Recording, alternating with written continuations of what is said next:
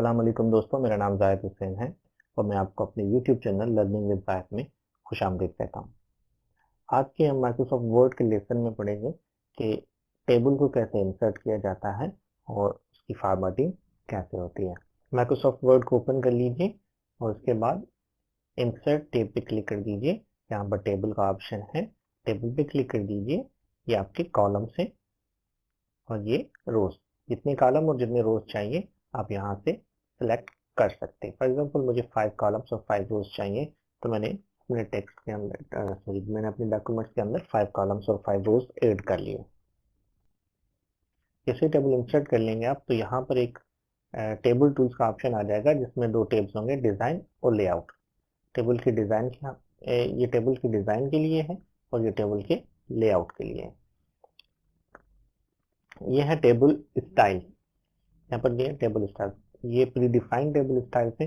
जो table style आपको चाहिए यहाँ से आप सिलेक्ट कर सकते हैं। जैसे ही आप उस पे ऊपर माउस को ओवर करेंगे तो वो आपको उसका प्रीव्यू दे देगा। जो आपको चाहिए वो आप सिलेक्ट कर सकते हैं, टेबल डिजाइन। ठीक है, उसके बाद आते हैं लेआउट। हमारे पास ये डिजाइन में हमारे पास ये हेडर का ऑप्शन है। हेडर रो यानी कि ये जो हमारी रो का कलर चेंज है, ये हमारे हेडर रो है। ये बैंडेड रो है या टोटल रो है। इसको आप खुद से, इन ऑप्शंस को आप खुद से जो है चेक कर लीजिएगा। बट शेडिंग का ऑप्शन है, बॉर्डर स्टाइल्स का ऑप्शन है। फॉर एग्जांपल मुझे इन दोनों का बॉर्डर चेंज करना है, या आप कॉलम सेलेक्ट कर लें, पूरा लास्ट वाला कॉलम जो है।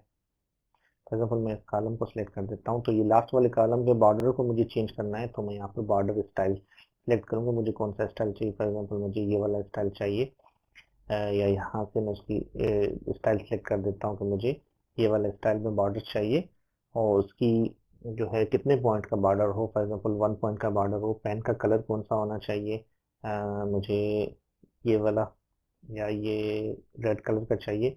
तो यहाँ पर आप, उसके बाद हम फिर यहाँ पर बॉर्डर में आएंगे, तो अब कहाँ पे चाहिए मुझे, जो है इसके आउटसाइड पे चाहिए, तो मैं आउटसाइड पे क्लिक कर लूंगा। तो ये देख लीजिए मेरे पास एक आउटसाइड पे ये बॉर्डर जो है चेंज हो चुका है आउटसाइड का। ठीक, उसके बाद लेआउट में आते हैं, तो ये इसमें लेआउट है। फॉर एग्जांपल अभी अगर मैं यहाँ पे ऊपर चला जाता हूँ तो प्लस का साइन आ गया। अगर मैं इसमें एक और कॉलम ऐड करना चाहूँ तो प्लस पे क्लिक करूंगा तो एक और कॉलम यहाँ पर ऐड हो जाएगा। उसी तरह सेम अगर मुझे जो है रो ऐड करनी है, तो जैसे ही मैं यहाँ पर आऊंगा तो एक प्लस का साइन आ जाएगा, मैं इस पर क्लिक करूंगा तो एक रो ऐड हो जाएगी। या फिर हम ऐसे कर सकते हैं, यहाँ से इंसर्ट रो कर सकते हैं, यानी कि ये मेरा कॉलम सिलेक्टेड है, मेरा कर्सर जो है रो में है, तो इंसर्ट अबो कर दूंगा तो इसके ऊपर एक रो ऐड हो जाएगी, और अगर इंसर्ट बिलो कर दूंगा तो इसके नीचे एक रो ऐड हो जाएगी। यहाँ पर है फॉर एग्जांपल मेरा कर्सर, तो मुझे अगर लेफ्ट में चाहिए एक रो, तो इस पर क्लिक करूंगा तो एक सॉरी कॉलम, लेफ्ट में कॉलम चाहिए तो इस पर इंसर्ट करूंगा तो लेफ्ट में कॉलम आ जाएगा, और अगर राइट में चाहिए तो मैं इस पर क्लिक करके राइट में एक कॉलम ऐड कर सकता हूँ। मर्ज स्प्लिट सेल्स और स्प्लिट टेबल के ऑप्शन हैं, इस पर डिस्कस करते हैं। इससे पहले मैं आपको इंसर्ट टेबल में एक और ऑप्शन है, कन्वर्ट टेक्स्ट टू टेबल, ये ऑप्शन बताता हूँ। इसके लिए मैंने एक और डेटा लिया हुआ, ये यहाँ पर देखें। यहाँ पर देखिए एक first result sheet of class 2 मैंने एक लिखा हुआ है, लेकिन समझ में नहीं आ रहा क्या चीज़ है। आपको डेटा समझ में सही नहीं आ रहा होगा, तो उसके लिए हम इसको टेबल में कन्वर्ट करते हैं। मैं अपनी डेटा को सिलेक्ट करता हूँ। अब ये देखें, डेटा आपको सही तरीके से समझ में नहीं आ रही, इसको क्लियर कर देते हैं। टेबल में जब हम इसको ऑर्गेनाइज करेंगे तो आप लोगों को बड़ी आसानी से ये डेटा समझ में आ जाएगी। इंसर्ट करते हैं, टेबल में आ जाते हैं, इंसर्ट में कन्वर्ट टेक्स्ट टू टेबल। उसके बाद आपको यहाँ से पूछेगा कि टेक्स्ट को सेपरेट कैसे करना है। तो मेरा जो डेटा है वो पैराग्राफ से नहीं बल्कि टेब से सेपरेटेड है, तो मैंने टेब लगा दिया। और यहाँ पर साइज का ऑप्शन पूछ रहा है, इसको हम जो है इसको हम बाद में करेक्ट कर लेंगे साइज को।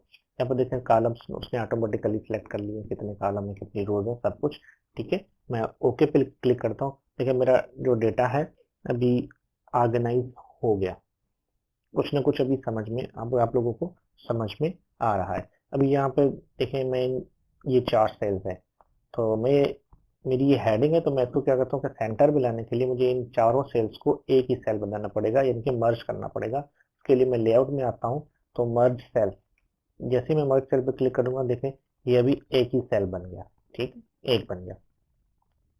अब उसके बाद मैंने इसको सेंटर पे रखना है, तो यहाँ से आप इसकी टेक्स्ट की अलाइनमेंट को चेंज कर दीजिए। मैं इसको टेक्स्ट अलाइनमेंट सेंटर कर रहा हूँ, तो ये देखें बीच में आ गया सेंटर, टेक्स्ट की अलाइनमेंट सेंटर हो गई, ठीक है। उसके बाद यहाँ पर देखिए हमारे मेरे पास बहुत सारा स्पेस एरिया वैकेंट है, खाली है, तो यहाँ पर कम है एरिया, तो इसको इसकी अलाइनमेंट के लिए मैं क्या करता हूँ, इसको सिलेक्ट कर देता हूँ, टेबल को सिलेक्ट किया पूरे टेबल को। उसके बाद ऑटो फिट पे आके क्लिक करूंगा, ऑटो फिट कंटेंट, यानी कि जो मेरे कॉलम्स की साइज है वो कंटेंट के हिसाब से फिट हो जाएगी, साइज जो है कंटेंट के हिसाब से फिट हो गई, ठीक। अगर आप टेबल को सेंटरली अलाइन करना चाहते हैं तो क्या करेंगे, होम टेब पे चले जाइए, वहां पर पैराग्राफ का ऑप्शन है और वहां से सेंटर को सिलेक्ट कर दीजिए, तो आपका टेबल सेंटर में आ जाएगा। चलिए टेबल के डिजाइन को थोड़ा बहुत देख लेते हैं। डिजाइन में जाके टेबल स्टाइल्स का ऑप्शन है हमारे पास, स्टाइल्स के ऑप्शन में हमें कोई भी स्टाइल जो पसंद हो, कलर वगैरह जो पसंद हो, तो उस स्टाइल पे क्लिक करके वो स्टाइल हम अपने टेबल को दे सकते हैं। सेंटर लाइन चाहिए हमें ये सेंटर, तो ये सेंटर में आ जाएगा, ठीक है।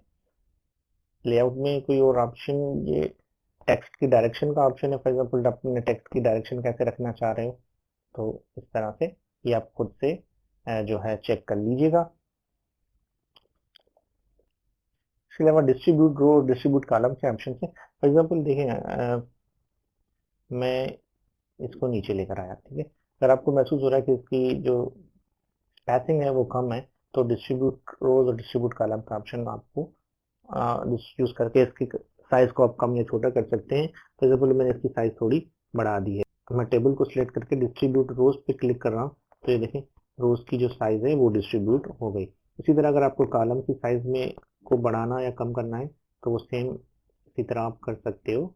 फॉर एग्जाम्पल मैंने इसको कॉलम की साइज बढ़ा दी, टेबल को सिलेक्ट किया और लेआउट में डिस्ट्रीब्यूट कॉलम पे क्लिक कर दिया, तो ये कॉलम डिस्ट्रीब्यूट हो जाएंगे, ठीक है। लेकिन ये दो फैन हमें डिस्ट्रीब्यूट नहीं करने, तो इसको मैं कंट्रोल Z करके बना रहा हूँ, और फिर मैं इसको मैन्युअली भी कर सकता हूँ, नहीं इसको मैं मैन्युअली भी अपडेट चेंज कर सकता हूँ, आप मैन्युअली भी कर सकते हो खुद से, और दूसरा जो है डिस्ट्रीब्यूट कॉलम के साथ भी कर सकते हो। सेल मार्जिन, फॉर एग्जाम्पल अभी ये देखें सेल मार्जिन की बात करते हैं। फॉर एग्जाम्पल अभी यहाँ पर देखें ऊपर से इसको कोई मार्जिन नहीं, इस टेक्स्ट को मैं इसकी साइज थोड़ी बढ़ा देता हूँ ताकि नजर आ जाए सही तरीके से, ठीक है।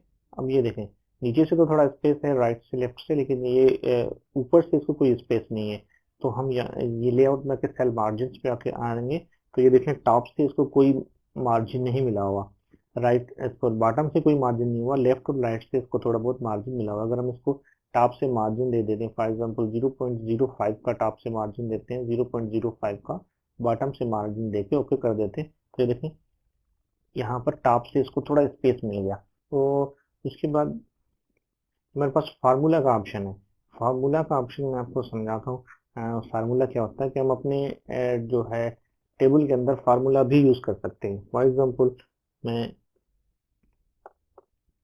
यहाँ पर कुछ डेटा लिख रहा हूँ, टाइप कर रहा हूँ कुछ, अब अगर मुझे इनको ऐड करना है तो मैं फार्मूला को यूज कर सकता हूँ लेआउट ऑप्शन में, फार्मूला में जाके अब ये देखिए ऑटोमेटिकली मुझे एक तरह के सम करना है किसका, अबव जो ऊपर वाले सेल्स हैं उन सबका सम करना है, मैं इसको ओके कर देता हूँ, तो ये देखिए मुझे ऊपर वाले सेल्स को उसने प्लस करके दे दिया।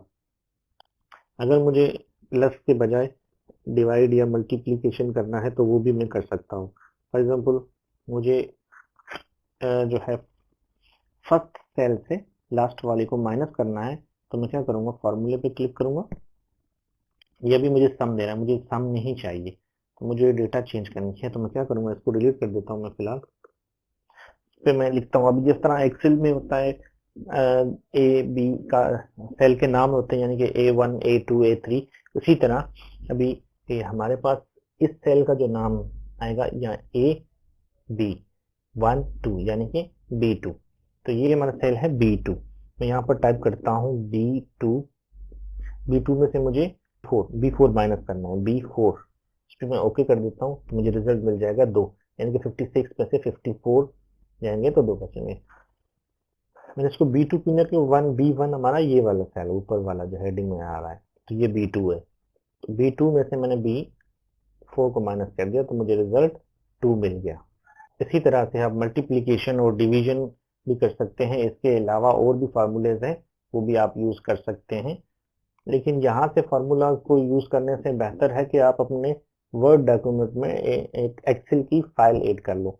यानी कि अभी देखो, अभी मेरे पास ये तो रिजल्ट आ गया, लेकिन मैं इसको अगर चेंज कर देता हूँ, अगर 18 को मैं यहाँ पर 55 कर देता हूँ, और तो ये देखें मेरा रिजल्ट चेंज नहीं हो रहा, मेरा रिजल्ट जो है चेंज नहीं हो रहा, ऑटोमेटिकली अपडेट नहीं होता है वर्ड में फार्मूला। उसके लिए दोबारा आप फार्मूला में जाके दोबारा से वही फार्मूला यूज करके ओके करोगे, तभी आपका जो है अपडेट होगा। ठीक है, इससे बेहतर है कि आप क्या करो कि आप इसके अंदर एक एक्सेल की शीट इंसर्ट करो। वो कैसे होती है? इंसर्ट में जाएं, टेबल में जाएं, यहाँ पर एक्सेल स्प्रेडशीट का ऑप्शन आ रहा है। एक्सेल स्प्रेडशीट पे जैसे ही क्लिक करेंगे तो आप एमएस वर्ड के अंदर एक एक्सेल की शीट ओपन होकर आ जाएगी। यानी कि पूरा यहाँ पर जो पूरा है आपका एक्सेल ओपन हो जाएगा।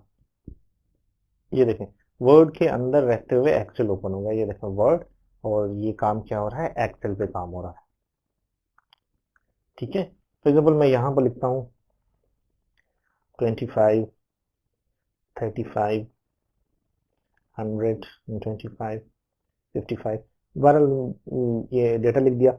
अगर मैं यहाँ पर इन सबको ऐड करना चाहता हूँ तो मैं शॉर्टकट से Alt इक्वल टू प्रेस करूंगा तो सम का फार्मूला यूज हो जाएगा और मैं इसको रिजल्ट दे सकता हूँ। लेकिन अगर अभी देखिए यहाँ पर मैं इसको अगर कोई एडिटिंग करना चाहता हूँ, यानी कि 55 के बाद मैं यहाँ पर अगर 45 लिख देता हूँ तो ये देखें ये ऑटोमेटिकली अपडेट हो जाएगा, जबकि ऊपर ये चीज नहीं है। जैसे ही आप एक्सेल शीट से बाहर क्लिक करेंगे तो आप वापस वर्ड में आ जाएंगे। ये वापस आपका ये टेबल एक क्रिएट हो जाएगा। ठीक है, तो ये थी हमारी आज की क्लास। अगर आप लोगों को अच्छी लगी हो तो इस वीडियो को लाइक और शेयर जरूर कर दीजिएगा।